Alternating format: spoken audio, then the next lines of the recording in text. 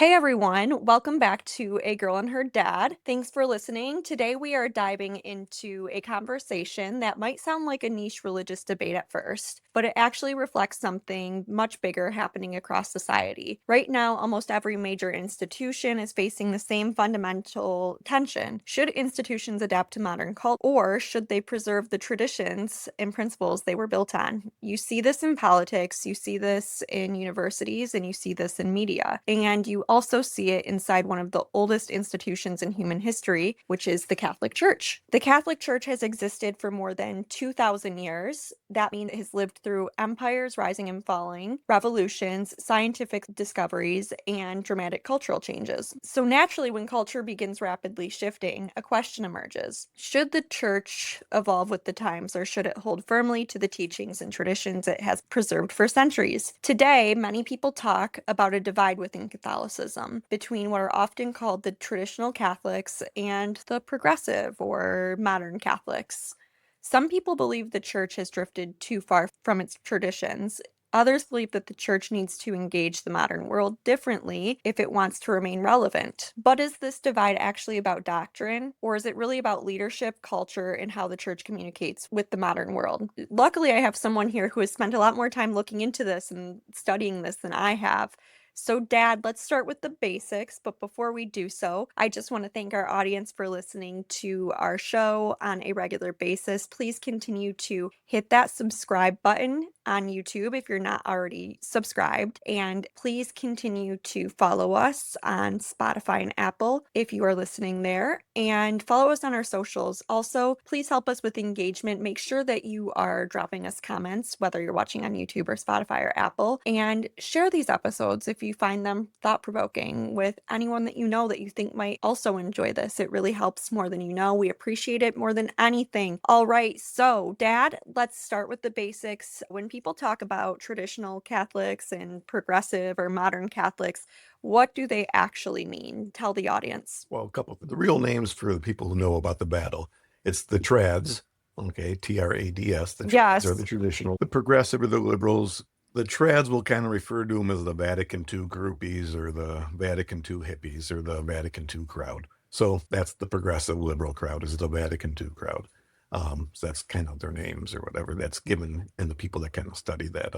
Okay, so Vatican II crowd But yes, is the the trads. progressive Catholics. Okay, Correct. gotcha. Exactly. Obviously, after the Second Vatican Council, called by John the 23rd in 1963 or 4 before he died. Okay. And I forgot what the question was. So just tell us the difference between them. Like, there's this great divide between the progressive or Vatican II Catholics and the trad Catholics. So what are the main differences and what is the divide about in a high level Right. explanation? Okay. So one of the main battleground topics right now, especially right now, there's several of them. There's the theology. There's Catholic teaching on certain issues, mostly the life issues of life and marriage. That's a huge divide. But the biggest one right now, even in our Archdiocese of Detroit, is the traditional Mass, which Yeah. is the Pius V Mass, it's called, the 1962 Missal Mass, it's called, the Latin or the TLM Mass, the Tridentine Mass, the Council of Trent Mass. That's the old Mass. That's the old Latin Mass, the Novus Ordo, which is the Mass that 98% of the Catholics go to every Sunday. Okay. Mm-hmm. That's the battle line. That's the flag they're fighting for. In the Okay. Archdiocese of Detroit, the Archbishop Weisenberger, he just pulled the plug on the Latin Mass in Detroit because Pope Francis, before he died, gave them the authority to pull the plug if they wanted it. And that really did anger a lot of people. And the reason that the Mass is like this dividing point, because there's a Latin saying, it's lex orandi, lex credende. And what that translates to is how you pray is how you believe, or what you pray is what you believe. And so the Latin Mass is a whole different way of praying to God versus the Novus Ordo Mass. And so people that tend to gravitate to the Latin Mass, or even a traditional Novus Ordo Mass, Yeah. they tend to then believe they take theology a different way than the Novus Ordo crowd does. In what way? And I mean, every issue you could think, I mean, every issue you could possibly imagine, the cultural issues, you'll usually see the Latin mass goers will have very strong Orthodox views of the church shouldn't change and adapt to the modern world. The people who go to the Novus Ordo Mass They're like, the church needs to change. The problem with the Novus Ordo crowd or the Vatican II groupies is if they're saying the church needs to change because of man, what they're really saying is God needs to conform to man. I mean, if you Mhm. really think about it logically, you follow their logical conclusion Yeah. that God needs to conform to what man believes versus man needs to conform to what God teaches. And the traditional crowd is more of that mindset. No, we as men, mankind, we need to change our ways to do God's will, to do what God has taught us. And so the Mass itself isn't, but that's just kind of like that's the game piece in these belief systems, Yeah. right? And that's the one It's thing like that the central theme. exactly, Yeah. and it represents a bigger thing. But Okay. that's kind of where it's at. The modern crowd wants the church to change. The trad crowd says the church needs to stay the same, not just the mass, but everything. Okay. That makes sense. So, do you think that everything that you just laid out there, does that really help listeners understand who they are, the trads versus the No, I other? a little more detail. And I'll go back to the mass, okay, the traditional mass. And especially for the Catholics, when you go to mass on Sunday, when you hear the Eucharistic prayer, it's probably most likely used to Eucharist. If you had the missal out and you were following along in mass, Mhm. there's 5 Eucharistic, or basically 4 that are going to be said. Eucharistic prayer 1, 2, 3, and 4. I believe there's 5, but not sure. You're going to get Eucharistic prayer number 2 or 3. Number 1, Eucharistic prayer number 1 is seldom said, but that was the only Eucharistic prayer prior to 1968, then when the new Mass came out. That Okay. was it, and it was called the church canon or the Roman canon. And you'll notice a difference. I'm going to ask you because you're of the age. Do the most parishes, or when you were growing up in high school, college, and even now, maybe not now, but communion is treated more like a gathering around a table, right? A meal that we all share. It's kind of presented like that. A lot of the priests will present, we're about to eat the bread and drink the wine, right? Yeah. That's kind of the modern day approach to the Mass. Mhm. It's, we're all, the priest is facing the people are all around. And even some of the school masses, they call the kids up around the table of the Lord. Mhm. It's called the table of the Lord, and we all get together and share this meal in communion. The old crowd is basically despises that, okay? Because for 1,500 years, it wasn't a meal to be shared as a communion of people around the table, of this banquet of the Lord. You ever hear it called that? Okay, this feast Yeah. of the Lord. It was a sacrifice. And the Eucharistic prayer number 1 specifically calls it a sacrifice, the slaughter of the innocent lamb, the unblemished lamb. And if you notice, if you ever gone to a Latin Mass, you'll see during that Eucharistic prayer, the priest is constantly making the sign of the cross because he's bringing this offering, the sacrifice to God. Mhm. When you go to the Novus Ordo Mass, when it's the meal and we're all partaking in the blood and the bread and blood and sharing this communion, the priest will make the cross and sign the cross once. It's still, the church considers it a sacrifice. The theology behind it hasn't changed, but it's what's relevant, it's what kind of stress do they put on it. The old Okay. Mass really stressed the sacrifice of Christ. The Mhm. new Mass stresses we're gathering for this meal. Mhm. In ancient Judaism, you would bring the sacrifice to the altar. The lamb would be slaughtered, and the people would eat the burnt offerings. They would eat that sacrifice. Catholic Mass, you bring the lamb to the altar, you slaughter the lamb, and we all go to communion and eat that sacrifice. Nothing's changed from ancient Judaism.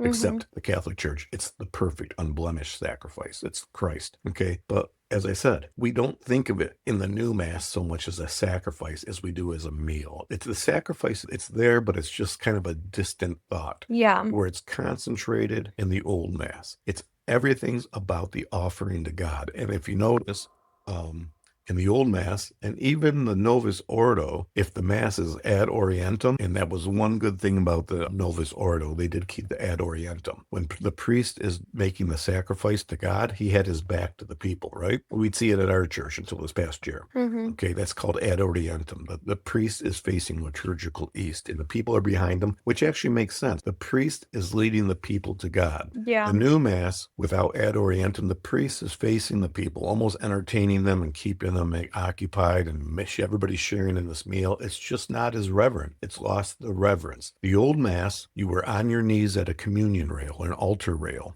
Okay. I mean, think about it. That's God. God's coming to you and you are on your knees. Where else would you be if God is in front of you, but on your knees? Mm-hmm. The new mass people are walking up there with their flip flops on and their shorts and their t-shirts and they're putting their hand out. I mean, that's God that's going into your hand. And then I hear people say, well, don't criticize them that they got shorts and flip flops on. At least they're there. I guess. I mean, would they say that if somebody went with flip flops and shorts to a fancy wedding? Would somebody say, well, at least they're there? Or would they say, hey, how do you dress like that to go to a wedding? The people at the old mass say, no, you know what? You're going to see God. You're there for the sacrifice. Chances are you should maybe wear something a little bit nicer than flip flops and shorts. So there's just this cultural divide. There's this belief divide. And it really is pretty massive. I know you're smiling No, because I'm just thinking like you're a trad Catholic. Like, what do you think about jeans at church? I wear jeans at church, but like I think jeans are nice because like jeans can be very nice. when I'm chilling, I'm wearing leggings or sweatpants. When So I see girls leggings at mass, I think that is just disrespectful. okay, well, I don't do that. I I'm know. just saying I'm just saying. if I do wear leggings, it's because I have something long over it, Right. like And so I it know doesn't look like right. leggings. And I know everyone's going to say, oh, what an arrogant person he's saying. No, you know what? That same person who says, at least they're there at mass, I wonder what they'd say if they see somebody dressed with shorts at their daughter's wedding or their son's wedding, or Yeah, came in with a t-shirt that said AC/DC on it at their son or daughter's yeah, wedding or their family wedding. They'd probably say that person's got no class and doesn't understand what place they're at. Why can't the same trad Catholic say that about mass? yeah. And that's all. And Like I'm what not, if I'm wearing like a sweatshirt though? Like I don't always look like it's, dressed to I'm impress. not Like really making that judgment. I'm showing just explaining the divide. well, I'm just curious what your thoughts are, like, because I don't wear a dress to church. I'm just, No, I don't. It's my not. It's thoughts uncomfortable for me. my thoughts are, you know what? If you're there, that's good. You can wear jeans. Of course, who am I to say what you can and cannot wear? No, but What I'm just what is your saying is that opinion? my opinion is wear jeans, wear a nice sweatshirt. I'm just saying, you know what I'm talking. I'm talking about the rock and roll t-shirts with the shorts and flip flops. You Yeah. see that in the summertime at some of these Novus Ordo Masses Yes. and a lot of these parishes where why? Because we've lost that sense of reverence. It's not a sacrifice. How many people say I go to church because it's a communion, it's a gathering of people, it's fellowship. We're not there for each other. We're there for God. You know, people say I don't get anything out of mass. Too bad you don't get anything out of mass. God gets something out of mass that you're coming there to worship him and Mm-hmm. offer and be part of that sacrifice and witness that sacrifice to him. And I know the Protestants will say that's the Catholics always killing Christ every Sunday. Now they don't understand. They call it themselves. They say it's an eternal sacrifice. Well, something that's eternal happens eternally. So it's one sacrifice in memorial happening constantly. It didn't Mm-hmm. end. It just continues on. It's eternal sacrifice.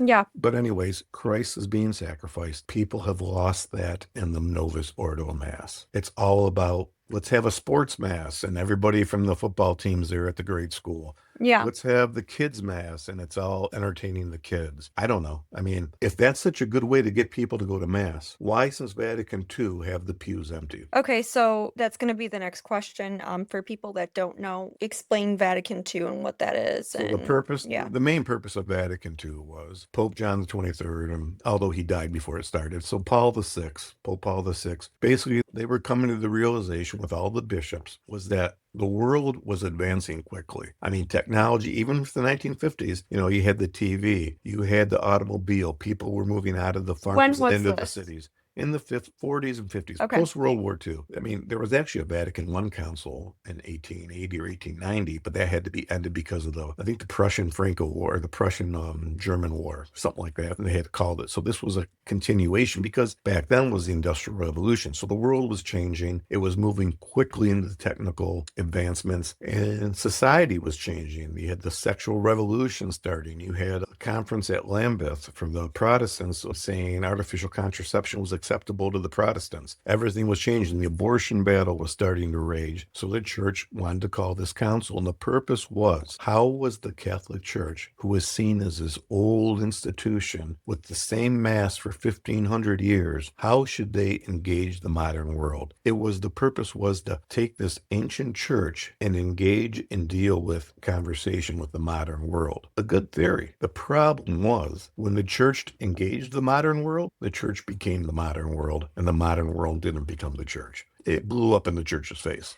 How did they engage the modern world? They really Like in what didn't. way? Like what did they do to, what were the key Okay, changes? the Okay. mass was meant to change and attract people. So they stopped saying it in Latin. Right. So, Okay. and that's a bad thing. I mean, you think about it, because Latin isn't used as a language anymore, correct? Except at a mass. Okay. Okay. In a sense, Latin, it's a dead language. Mhm. So when it stopped being used, words that were used in Latin, the meaning never changed. Words in the vernacular language, meanings change all the time. I mean, think of the sayings you have as a teenager or a college student. That's bad at, or that's bad, or that's cool, or that's, Yeah. they have different meanings. Yes.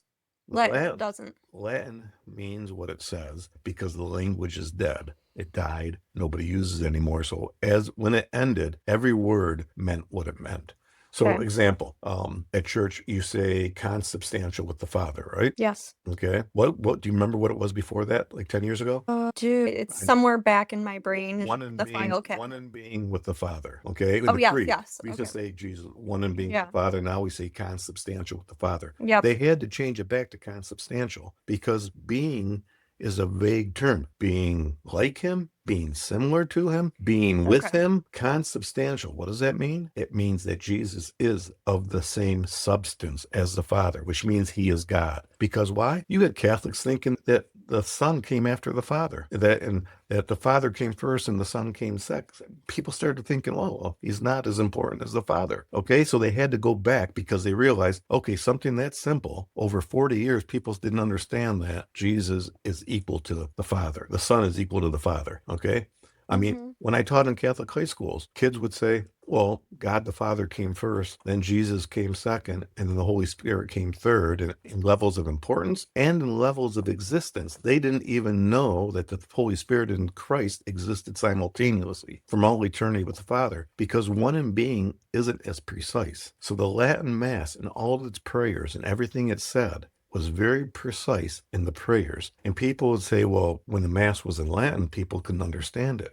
Well, why that priest was saying the Roman canon, or Eucharistic prayer 1, you weren't supposed to follow along with him. You could say your rosary. You could read the Bible. You could read scripture, because all of that was part of the sacrifice to the Father. Okay. Got away from that. So now we sit there while the priest reads this Eucharistic prayer. People are thinking about other stuff. They're not paying attention because it's just words. What did we do before? During the Roman canon being read, you either really paid attention or you would say the rosary, you'd read prayers. And the Catholic Mass is everyone's doing that together. The priest is reading the canon, everyone's doing their own thing. I mean, as far as praying, and that's all. We're all offering that to the Father. Instead, we made the priest basically entertain us and read this Eucharistic prayer, and everybody's dozing off and looking Can you around. give an example? Like, what did we do before? Like, so. He would read the Roman canon, Eucharistic prayer number 1. Okay. People were on their knees. They could be saying the rosary. In the old Mass, they could be saying the rosary. They'd be reading out of the missal, certain scriptures, Well, why weren't they listening to the priest? because it's in Latin, and that wasn't the purpose. The purpose is the priest is in persona Christi. He's making the sacrifice Okay. of the Father, but we're supposed to have somewhat of an active part, and whether it's praying the rosary or saying other prayers, our prayers rung the Gotcha. priest reading that as the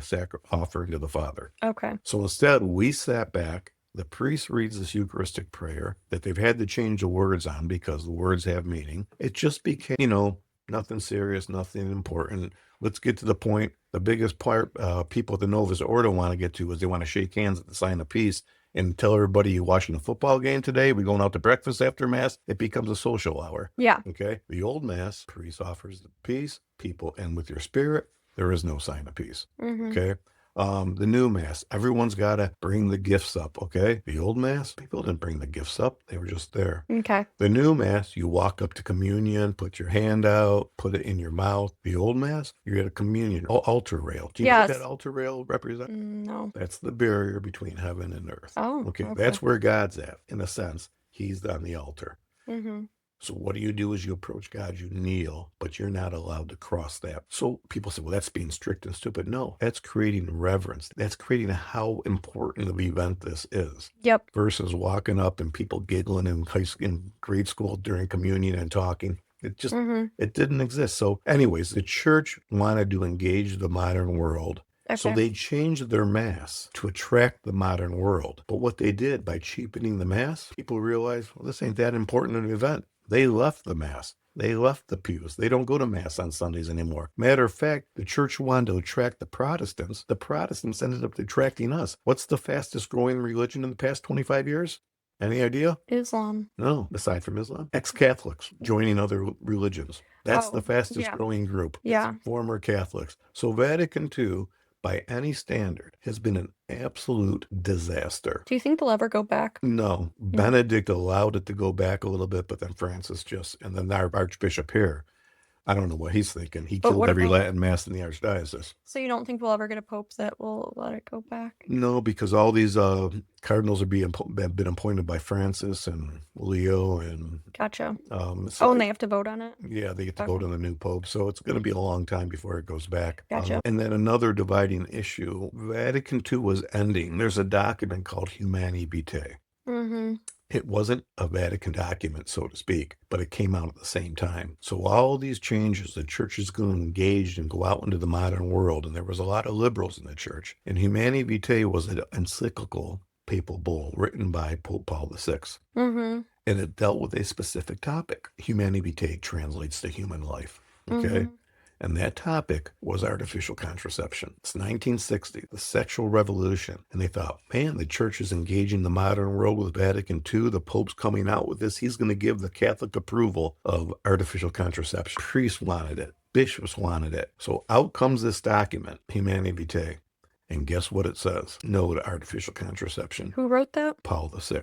Oh. And he basically said it's always been an intrinsic evil, and it still is an intrinsic evil, and it will always be an intrinsic evil, basically. And that pissed off a lot of Catholics Why? because they wanted the church stamp of approval for things they were already practicing. Because the church taught for 1,000 years artificial contraception is a mortal sin. They thought Paul VI was going to come out after this Vatican II revolution and say, go ahead and do it. Because the Protestants did it like 40 years prior at the Conference of Lambeth. Paul VI comes out and says, that's a truth. Truth doesn't change. It's intrinsically evil, and it's still evil. Well, that made a lot of Catholics leave the church because, it's modern society, sexual revolution. Who's the church to tell me when I can have a kid and when I can't have a kid? Once again, should the church conform to modern culture, or did modern culture need to conform back to the church? Mm-hmm. And that's a battle that goes on to not about artificial contraception. It's about same-sex marriage. It's about abortion. It's about LGBTQ. And Francis and Leo, they can do all this and say all these little things they want to say and appear like they're part of the modern culture, but they can't change the church teaching on doctrine. And it probably pisses them off quite a bit, but they can't do it. And so when Paul VI came out with that, he knew he couldn't change church teaching. In fact, he reaffirmed it. Yeah. Well, that leads me to my next question. So some people will say that the disagreement isn't really about doctrine, but it's about how the church approaches the modern world. So do you think that the divide is over doctrine or the pastoral approach that I priests and bishops have? I think the pastoral approach, because they can't change doctrine, number one. Okay. Yeah. They can't say it's not a mortal sin, or they can't say murder is not a mortal sin.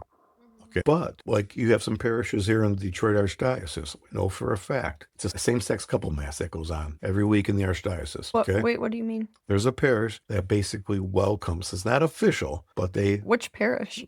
don't want to. Why? I believe there's one at, I think one of the universities, Madonna University, or at Mercy, one of the two. And there's another parish, I forget, that does it. I don't want to say the priest name. I know the priest name. I don't know the parish, so I'm not going to say the priest name. Okay. I don't know 100%. I mean, there's a group of priests in the Archdiocese. I don't know if they still exist.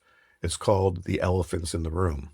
Okay. And there's 7 or 8 of them. They're very liberal. They believe in abortion. They believe in a lot of everything of the antithesis of the church. And they have their monthly meetings. And the Archdiocese knows it goes on. They do nothing to discipline these priests. I don't know if the group is still around, but it was 10 years ago. So that's the pastoral approach, because if you're having a mass and these people are saying, first of all, let me back up. Being gay is not a mortal sin. Being gay is not a sin. Being gay, the church does not say you can't partake and come to mass. It's living that lifestyle that the church says is the sin. So I'm just saying that because people say, oh, well, church is horrible. No, the church doesn't, it's not a sin to be gay. What the sin is, if you're going to go get married and the church doesn't recognize it, okay? Well, there is this parish or this place that has mass for these people, okay? for these same-sex married people and couples. Now, that priest knows damn well they can come to Mass, but he knows damn well they're not allowed to take communion. Yeah. But he's doing it anyways. And it goes on every week right under the nose of the archbishops. It happens going on for years. But what does this archbishop do? That Mass gets to continue, but he closes down the Latin Mass for the traditional people. So that's where the pastoral approach is causing most of the problems. Yes. Because, okay, the trad knows that Mass is going on. It's like, not my problem. I don't care. And I really don't. I don't care there's a gay Mass.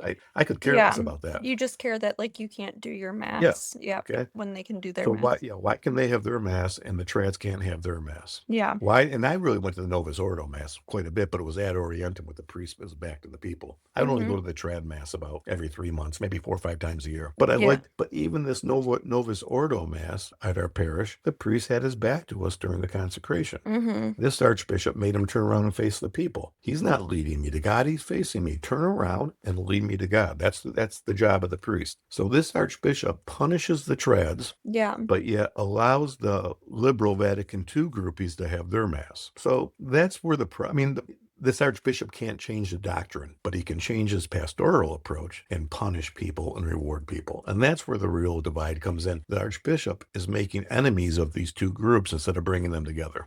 Okay, so that's in our area though. Do you know, I know you don't know the politics of every single, like, throughout the country, but do you know the majority of archdioceses throughout the country, do they allow the traditional Mass? Well, it's not in every archdiocese. Detroit was one of the bigger ones. Charlotte, North Carolina was a huge crowd. The archbishop there closed it down. So Oh, they're really targeting the trad parishes. what do you mean who's targeting it? The church leaders. Like the Pope? We have a lot of liberal bishops. Who appoints the archbishop for every, The Pope, the Vatican. oh, who appointed this last archbishop for Detroit? I think Was that, Francis did before he passed. are you sure it wasn't No, Leo? it wasn't Leo. It was Francis. I guess this is Francis' revenge on the traditional Mass in Detroit. Yeah, he knew this guy would do it. This guy was, he's protesting the illegal immigrants, how they're, he's protesting ICE and all that, but yet he's closing down the trad Masses. Yeah, I just don't get how they can say that they're Catholic when they believe like the opposite of what the church tells them to. Right. Why don't they join a different religion if they're gonna do that? Yeah,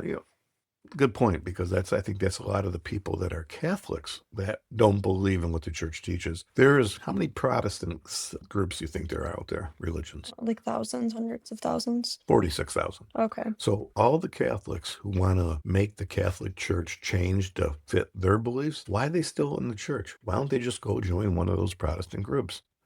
Because there's 46,000 of them. Yeah. They're going to find a group that, I guess I'm saying, if I didn't believe in everything the church is teaching, why would I stay? Yeah, but I don't even know, those people are leaders. I don't know if it's like, okay, they definitely don't believe what the church is teaching, but they're literally doing the opposite. They're not doing their job. So Right. like, I So guess. they should also, so the people in the pews should really find another church, and the leaders should find another religion.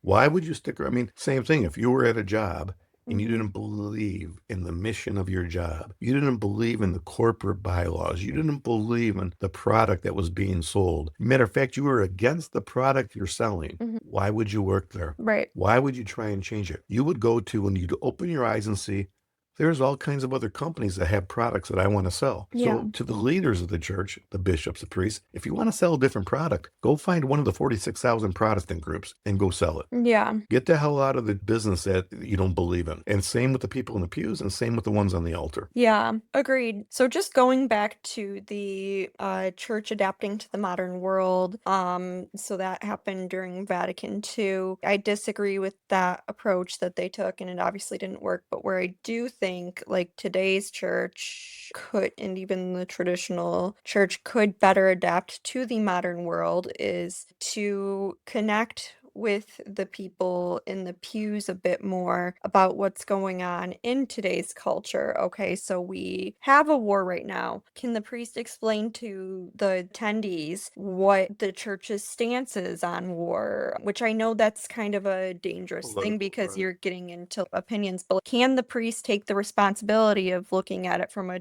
doctrinal position, yeah, they can. Yeah.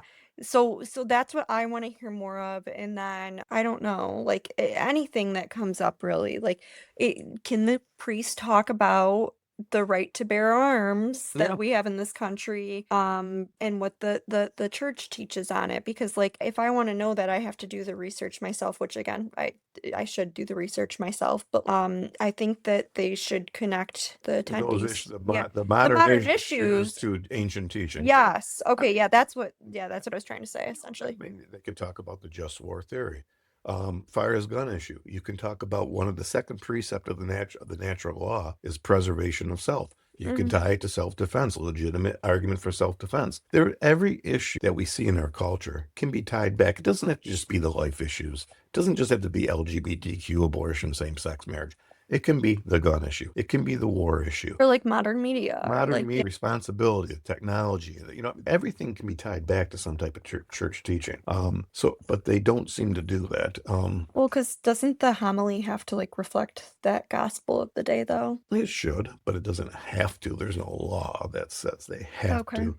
And you can take any scripture reading and kind of turn it into, these guys are smart. They've studied theology. They can turn scripture into a modern topic. So, and but I don't want, you can't tell them how to do their job. But yes, they can do that. And they probably should do that. Another thing, I want to go back to a lot of Catholics leaving after Vatican II, if I can. Yeah. So the pews have emptied out with the new Mass. Now, the one group that was actually coming back to the church were young people, especially young men. And they were coming back to which Mass? It was the old Mass that was attracting young people in droves. When? In the past couple of years. Massive amounts of people coming back but they wanted the Latin Mass. And it's pretty obvious why, especially with young people. They live in a culture that is constantly shifting. There's no foundation in this culture anymore. There's no foundation in the nuclear family. Divorce rates are 50%. Mm-hmm. They've been moved from parent or a new parent enter their household. There's technology that changes. There's nothing concrete. There's no foundation. The one thing that the ancient Mass offered was nothing changed for 1,600 years. The language didn't change for 1,600 years. It was the one thing that they found was foundational and didn't change. In a culture that is constantly in motion, especially your generation, that's the group that was coming back to the Latin Mass. Huge numbers, not just talking a couple thousand people a year, like tens of thousands. For the 100,000 that were leaving, all the Vatican groupies, because Mass became not that important because it was nothing special, 100,000 were leaving, but 20,000 were coming back in to the Latin Mass because it offered something concrete, real, and traditional. There's nothing traditional in our society anymore. It's just fast-moving, constantly changing world. And this is something that offered that generation something they've never experienced. And what did the bishops start doing? Closing down the Latin Mass. So well done, bishops. One more thing another feather in their cap. Why do you think they did do that? Well, I don't want to say. I'm not going to get into that. I'm not Okay. going to judge the bishops. I think Dante had a pretty good in his Inferno, what'll happen to some of them. But I'll leave that for people to read that book. Okay. What is owed to the Pope by Catholics that are practicing every day? Obedience. Now, What if it's a obedience. Pope like Pope Francis, who's like, Well, just Francis could say, you have to support the illegal immigrants. That's not doctrine. I can tell Francis to fly a kite respectfully.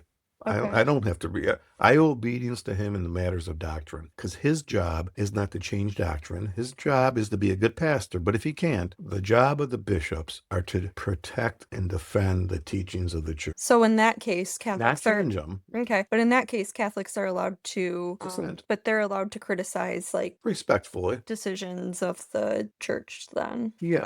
I mean, we can criticize the pastoral decisions every day of the week and twice on Sundays. If a pastor says, you have to go out there and protest for the LGBTQ person who gets persecuted, I don't have to, Bishop or Father. I don't have to do that at all. Just as if he says, I want you out there every Sunday opposing abortion. I don't have to do that either, Father. Either issue. I don't know. You just need to protect the church doctrine and don't teach against it. That's all you need to do, and I need to be obedient to that. But that makes sense. Okay, so that's good. So I just have one more question here. So, well, a couple questions. Why do you think that this topic could be relevant to a non-Catholic that could be listening? To a non-Catholic? Well, maybe to a non-Catholic who looks at the Vatican II groupies might understand that that's not really, because Catholics like to say, well, we're 2,000 years old, nothing's changed. Well, maybe to explain to them that things have changed and what might appear, I mean, if they actually saw the first 15, the first 1800, 1900 years and realized there was a major change in the past 50 to 100 years, is it relevant to them? I don't know. It depends if, I don't think so. I mean, I think I would argue though that it do you is think because it is? that kind of goes into my next question here.